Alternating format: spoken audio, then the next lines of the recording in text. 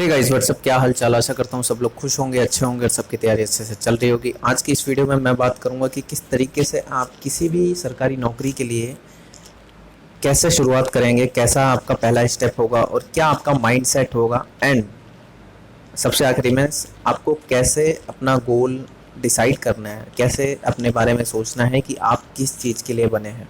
ठीक है, तो चलिए शुरू करते हैं इस वीडियो को। देखिए, सबसे पहला काम है कि आप डिस्ट्रैक्शन से दूर होइए। डिस्ट्रैक्शन का मतलब मेरा यहाँ पे अलग है।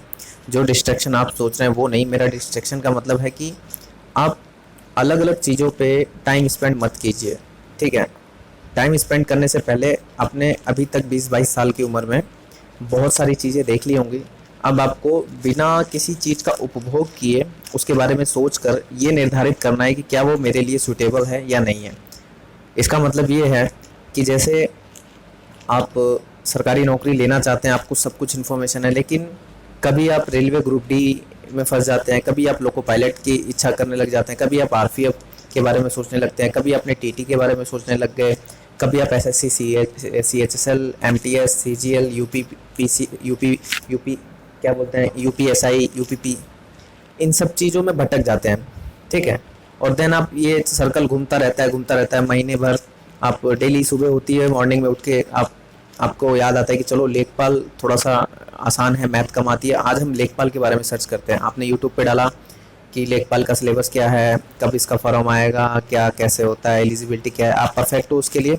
अब आपने शुरू कर दिया।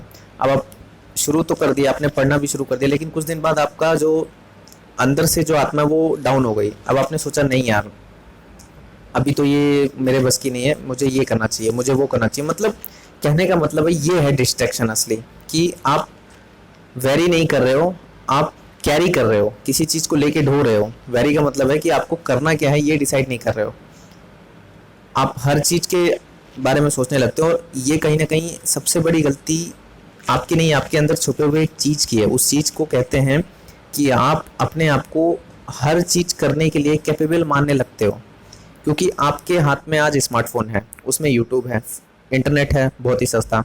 तो आपको जो भी, पहले क्या होता था, आज के 4 साल 5 साल पहले की बात मैं बताता हूँ कि अगर ट्रेन देखना है तो आपको स्टेशन पे जाना पड़ता था। आप घर में नहीं देख सकते, फ़ोन में डाल के नहीं देख सकते। अब क्या होता है, किसी को थोड़ा सा सपना आया, थोड़ा सा जोश आया, अरे यार मेरे को लोको पायलट बनना है, फटाफट डाला उसने लोको पायलट वीडियो, बस देख के और मोटिवेट हो गया, बस अब तो लोको पायलट बनना है।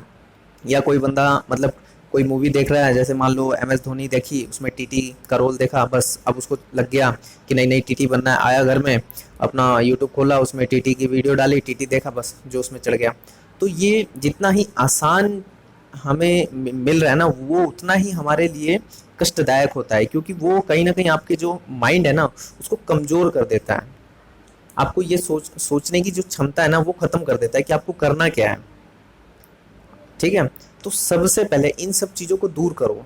आप किसी भी चीज़ को इतना आसान मत समझो कि जितना आसान यूट्यूब के अंदर जाकर आपको सर्च करने में लगता है। ये इतना आसान नहीं है जीवन, यूट्यूब जीवन नहीं है। ठीक है, आपने यूट्यूब पे डाला कि ऐसा ऐसा है, क्योंकि आपको ये पता है कि हर चीज़ का जवाब यूट्यूब पे मिलेगा, लेकिन ये आपने सोचा है कि वो जवाब क्या सही है, क्या वो मेरे लिए परफेक्ट है, क्या वाकई में वो सच है? नहीं। आपको आपके जीवन के लिए एक लाइन चुननी पड़ेगी। आप ये पांचों लाइन नहीं चुन के चल सकते हो कि ये नहीं हुआ तो ये कर लेंगे, ये नहीं हुआ तो ये कर लेंगे, ये नहीं हुआ तो ये कर लेंगे, ये कर लेंगे, ये कर लेंगे, ये कर लेंगे, ये कर लेंगे, हम सब कुछ कर लेंगे। नहीं, हर किसी बंदे की जो यूनिवर्स होती है ना वो अलग होती है, सबका ऑरा अलग होता है। तो बिना गोल सेट किए जीवन में कुछ होने वाला नहीं है। डेली डेली आप नया गोल, नए सपने देखोगे और घूम फिर के वहीं आ जाओगे। तो आज का वीडियो जो मैंने बनाया है ना वो इसी के ऊपर है कि सरकारी नौकरी लेने के लिए अपना माइंड सेट कैसे तैयार करें, अपने आप को तैयार कैसे करें। ऐसा नहीं है कि आज सो के उठे और चल दिए बस अब तो लेना ही लेना है, नहीं। जब तक आप परफेक्ट स्ट्रेटेजी के साथ नहीं चलोगे, देखो यूट्यूब पे बहुत सारे लोग बहुत सारी चीज़ें बताने के लिए हैं। आपको मैथ कैसे पढ़ना है, साइंस कैसे पढ़ना है, फिजिक्स, केमिस्ट्री, बायो कैसे पढ़ना है, एग्ज़ाम कैसे देना है, टेस्ट में नंबर कैसे बढ़ाने हैं, ये सब अलग अलग पॉइंट बता तो देते हैं।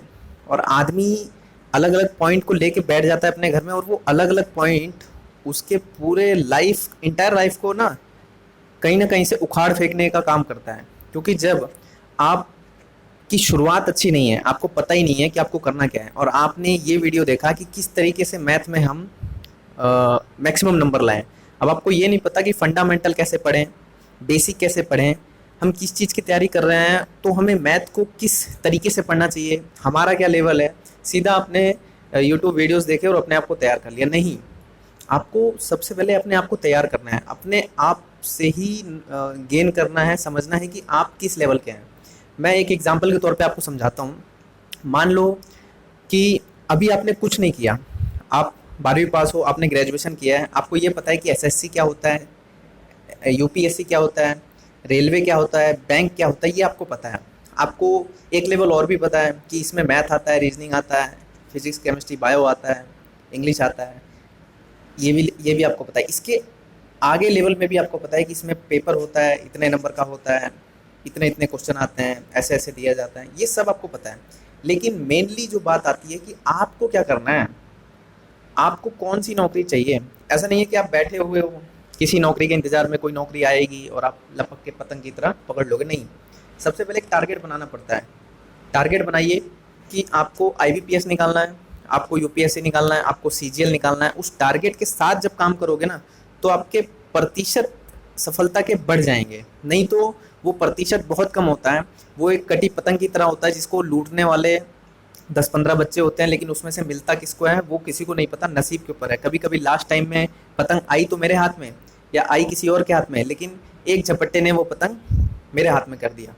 तो इस तरीके से होता है, बिना सोचे समझे, बिना टारगेट बनाए आप जब किसी चीज़ के पीछे भागते हो तो यही होता है। अंत में आके आपको समझ नहीं आता कि आपने गलती क्या करी। गलती आज के 2 साल पहले जो वीडियोस देखी थी उसकी गलती है, गलती आज के 2 साल पहले जो थॉट अपने दिमाग में डाले थे उसकी गलती है, गलती बहुत सारी चीज़ों की है। इस वीडियो को देखने के बाद आपको समझ में आएगा कि आपकी गलती कहाँ है। ठीक है, तो मैं आपको कुछ चीज़ें बताता हूँ। सबसे पहले आज आपको करना क्या है, एक चार्ट लेके आना है। आपके एरिया में जो कॉपी किताब की दुकान है, जिसको बुक स्टोर बोलते हैं, जहाँ पे पेन वगैरह मिलता है, आप एक चार्ट लाइए। अगर पॉसिबल नहीं है आपके पास, तो एक कॉपी तो होगी ना, कॉपी का पेज निकालिए, बीच वाला 2 पेज निकालिए, एक बड़ा पेज उसको बनाइए। उसमें सबसे पहले लिखिए कि आप किस चीज़ के लिए बने हैं। ये आपके अंदर से ही जवाब आ जाएगा। मान लीजिए मैं रेल फैन हूँ, तो मेरे अंदर रेलवे के लिए बहुत तगड़ा जुनून है। ठीक है, उसी तरीके से आपके अंदर बहुत अलग सा जुनून होगा। हो सकता है आप सीबीआई बनना चाहते हो, आईबी बनना चाहते हो, रॉ में जाना चाहते हो, बैंक वालों को देख के आपके अंदर कुछ एनर्जी आती है कि बैंक में काम करना है। हो सकता है पुलिस को देख के आपके अंदर एनर्जी आती है, नहीं पुलिस बनना है। तो इस तरीके से अपनी कैटेगरी को अलग कीजिए। उस कैटेगरी को अलग करने के बाद आपकी एलिजिबिलिटी क्या है वो देखना है, +2 हो, 10th हो, ग्रेजुएशन हो। अब एलिजिबिलिटी और आपके अंदर जो है उसको मिलाइए, और उस चीज़ को मिलाने के बाद देखिए कि आप किस पोस्ट में जा सकते हो। मान लीजिए आपने +2 किया है और आपको आईबी रो या मंत्रालय में जाना है, तो आपने +2 किया है तो आईबी रो में आप कैसे जा सकते हो, आप एसएससी सीएचएसएल से जा सकते हो। अब एसएससी सीएचएसएल का टारगेट बनाओ, उसको लिखो, उसके बारे में आप रिसर्च करके लिखो, क्या सिलेबस है, कितने नंबर का क्या आता है, बस इतना लिखो। इसके बाद आपको ये देखना है फॉर्म कब आएंगे या आ चुके हैं या कब आएंगे, कैसे भरना है वो लिखो। देन लास्ट ईयर का कट ऑफ देखो, लास्ट ईयर का एक पेपर देखो। उसके बाद फिर जो वो पेपर मैंने बोला है ना, उस पेपर में सब कुछ लिख दो। सिलेबस जो है math, English, reasoning, science, GK, वो सब लिख दो। उसके साथ अब आपकी जो जद्दोजहद है वो होनी चाहिए किताबों के लिए, कि अब मुझे किस किताब से। ऐसा नहीं है कि आप मोस्ट इंपॉर्टेंट किताब के पीछे पड़ जाओ, नहीं। ये मोस्ट इंपॉर्टेंट वाली जो चीज़ है ना, ये आपके जीवन को तबाह कर देती है। हर चीज़ अच्छी है, एक मानक किताब होती है। जैसे मैं बता दूं कि एक जीके के लिए एक मानक किताब क्या कहलाती है, लूसेंट। उसी तरीके से मैथ के लिए एक मानक किताब होती है RS अग्रवाल। तो इस तरीके से आपको मानक किताबें लगानी है हर सब्जेक्ट के लिए, चाहे वो मैथ हो, रीजनिंग हो, इंग्लिश हो, सब के लिए आपको यूट्यूब पे फ्री ऑफ कॉस्ट बताने वाले बहुत हैं। सिर्फ आपको मानक किताब के पीछे भागना है। मानक मतलब जो यूनिवर्सल है, जिसको पढ़े बिना कुछ नहीं हो सकता। आप बेहतरीन वाली बुक पढ़ लो, लेकिन मानक किताब नहीं पढ़ोगे तो आपका कुछ नहीं होगा। इस तरीके से मानक किताबों की लिस्ट अपने सब्जेक्ट के आगे लिखो। उन किताबों का सॉल्यूशन किसी टीचर से सीखना है, ऑनलाइन सीखना है, खुद से सीखना है, यूट्यूब से सीखना है, वो लिखो। और देन पूरा खाता तैयार करके इस गोल के पीछे पड़ जाओ। और फिर देखो, मैंने अभी एसएससी सीएचएसएल के बारे में बोला, यही चीज़ बैंक के लिए आप करके देख लो, यही चीज़ आप अपना रेलवे के लिए करके देख लो, एनटीपीसी के लिए करके देख लो, जो लोको पायलट है उसके लिए करके देख लो, जेई के लिए करके देख लो। और फिर देखो, माना कि आपको पहले से सब कुछ आता है, माना कि आपको सब कुछ पता है, लेकिन एक बार ये चार्ट वाला जो चीज़ है ना वो करके देखो। आपको आता है फिर भी, लेकिन आप अपने दिमाग में ही सोचते हो कि आज मेरे को 40 मैथ लगाने हैं, 20 रीजनिंग लगाना है, ऐसा करना है वैसा करना है, लेकिन ये जो दिमाग में सोच के रखते हो ना, जब थोड़ा सा कर लेते हो तो उसके बाद प्रेशर आने लगता है, फिर भूल जाते हो, फिर सोचते हो थोड़ा सा सो लूँ, ऐसा कर लूँ, और फिर ये सब करते करते आपका टारगेट क्या था आज के दिन का वो भूल जाते हो।